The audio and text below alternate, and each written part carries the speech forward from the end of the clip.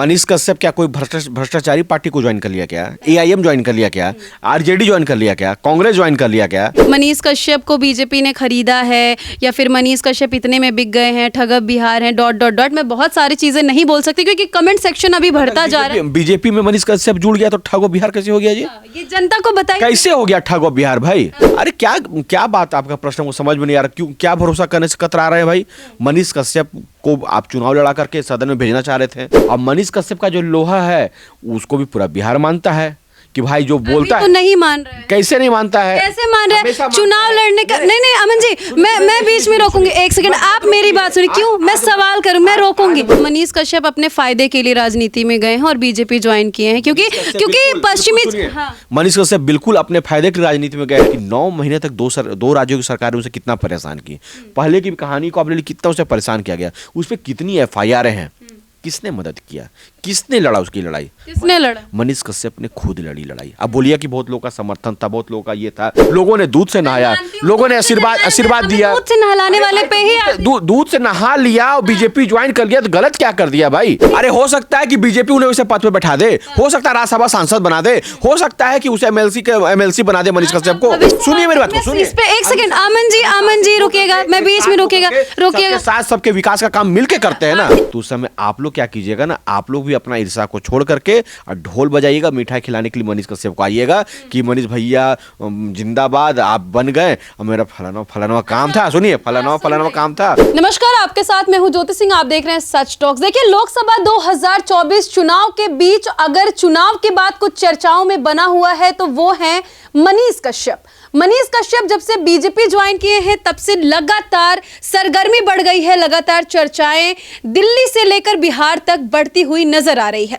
कुछ लोग खुश हैं, कुछ लोग अलग अलग चीजों को आकर के सामने बोल रहे हैं। इस वक्त हमारे साथ हिंदू प्रचारक झारखंड के रहने वाले अमन जी मौजूद हैं।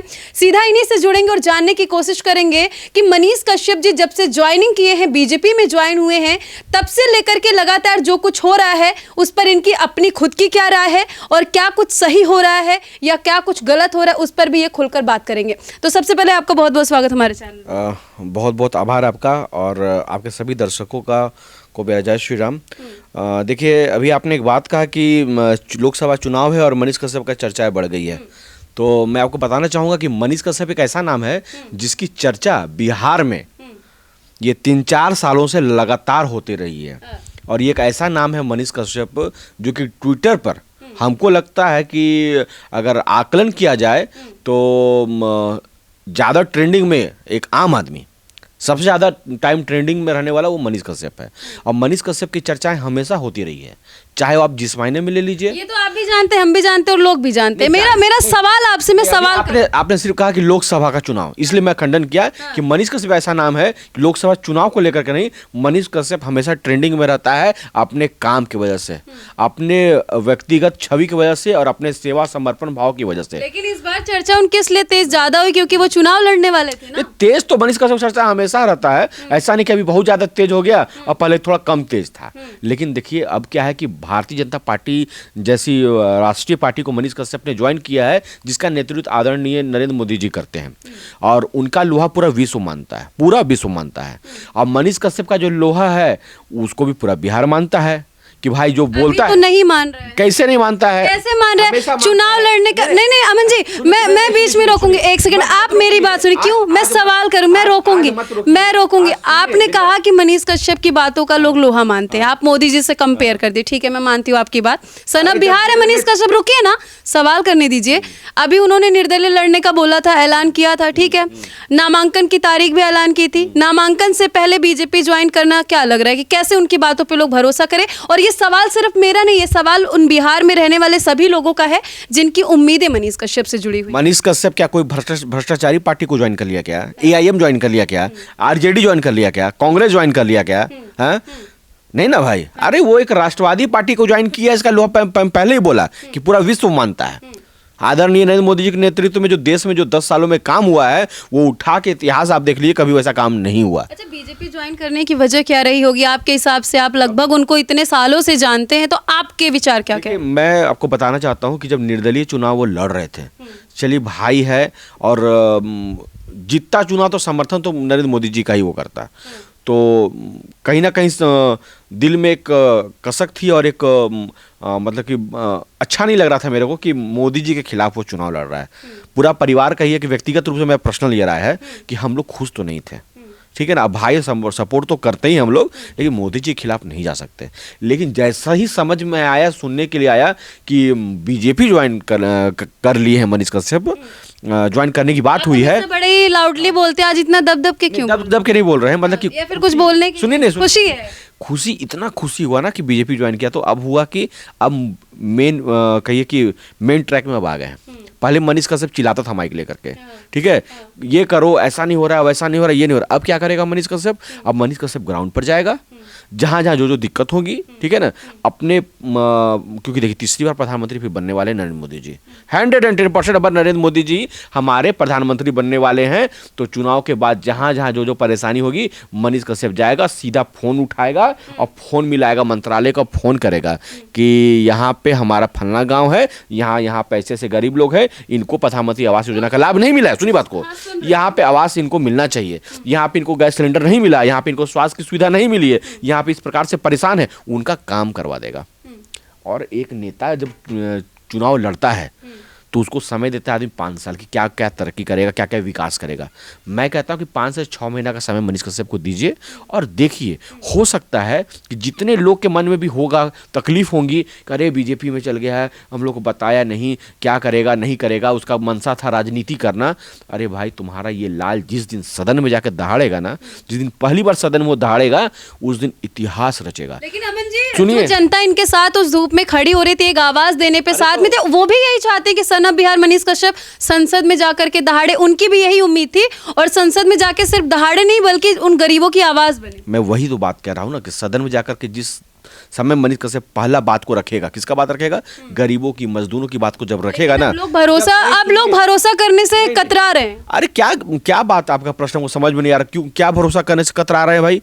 मनीष कश्यप को आप चुनाव लड़ा करके सदन में भेजना चाह रहे थे, हो सकता है कि मनीष कश्यप सदन चल जाए, हो सकता है मनीष कश्यप सदन चल जाए, और जब सदन मनीष कश्यप चल जाएगा और अपनी बातों को वहां पे रखेगा, उस दिन मैं बताना चाहता हूं, जिस दिन वो अपनी बात को रखेगा, उस दिन सबकी आंखें नम हो जाएगी कि जिस उम्मीद से मनीष कश्यप को हम लोग प्यार करते थे, आज देखो सदन में खड़ा होकर के जो कोई नहीं आज तक बोला है, वो मनीष कश्यप जाकर के वहां बोल रहा है। अमन जी, लोग कह रहे हैं कि मनीष कश्यप अपने फायदे के लिए राजनीति में गए हैं और बीजेपी ज्वाइन किए हैं, क्योंकि पश्चिमी, मनीष कश्यप बिल्कुल अपने फायदे की राजनीति में गए हैं। कैसे? उनका फायदा ये है कि बिहार के एक एक जनता और इस देश के एक एक गरीबों का वो निदान करना चाहते हैं, उनकी बात को उठा करके सदन तक ले जाना चाहते हैं। अब प्रधानमंत्री डायरेक्ट आंख से आंख मिला करके बोलना चाहते हैं कि हमारे बिहारियों की ये समस्या है, इसका आप लोग निदान कीजिए।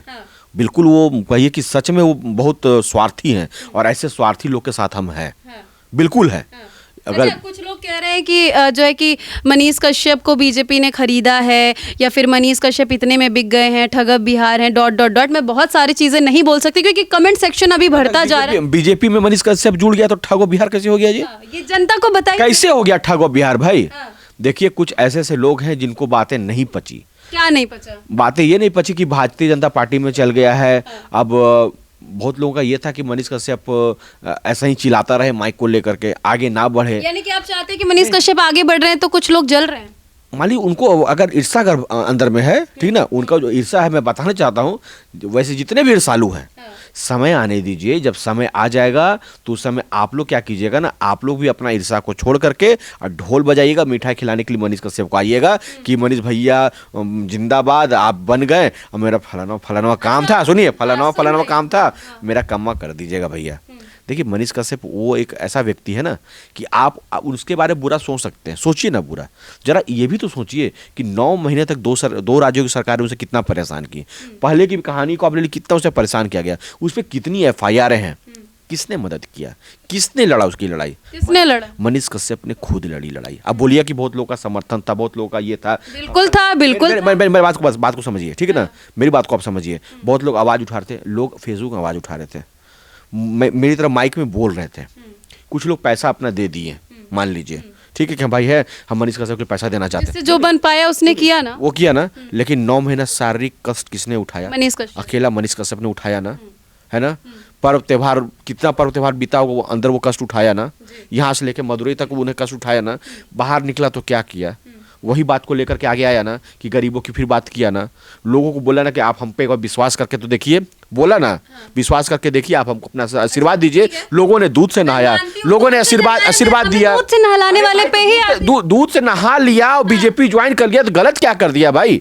बीजेपी ने इसलिए नहलाया कि उन माँ को लगा है कि वो चुनाव लड़ेंगे। अरे हो सकता है कि बीजेपी उन्हें उसे पद पे बैठा दे, हो सकता है राज्यसभा सांसद बना दे, हो सकता है कि उसे एमएलसी बना दे मनीष कश्यप को। भविष्यवाणी क्यों कर रहे हैं? हो सकता है भाई, हो सकता है बीजेपी। आपको मैं याद दिला दूं, आप मनोज तिवारी जी के पेज पे जाके देख लीजिए, या कुछ यूट्यूब या कुछ हाल के वीडियो को देख लीजिए, मनीष कश्यप वीडियो को, उसमें आपको साफ दिखेगा कि मनोज तिवारी जी वो खुल करके बोल रहे हैं कि मनीष कश्यप के घर में गया, और जब मैं घर गया तो उसकी स्थिति को मैंने देखा। उसका उन्होंने ये जिक्र किया कि ये इस बेटे को जब मैंने फेसबुक और यूट्यूब में देखा कि किस प्रकार से जन सलाब इसके लिए उमड़ पड़ा है, इसको वोट देने के लिए, इसको चुनने के लिए। मतलब पूरा जो चंपारण था बोला था कि नहीं भाई मनीष कश्यप, चंपारण मांगे मनीष कश्यप।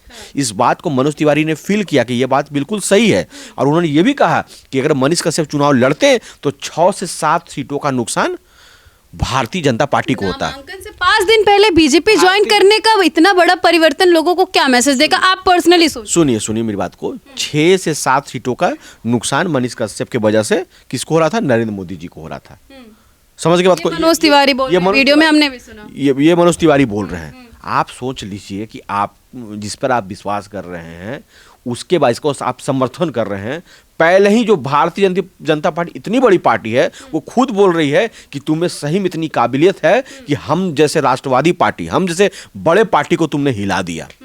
अरे 6 से 7 सीट तो मेरा गोल कर देता है। हम तुम्हारे पास आए, तुमको समझाएं, तुमको बोले कि जो विचारधारा तुम्हारा मनीष कश्यप है, जो सेवा भाव तुम्हारा है, वही सेवा भाव भारतीय जनता पार्टी का भी है।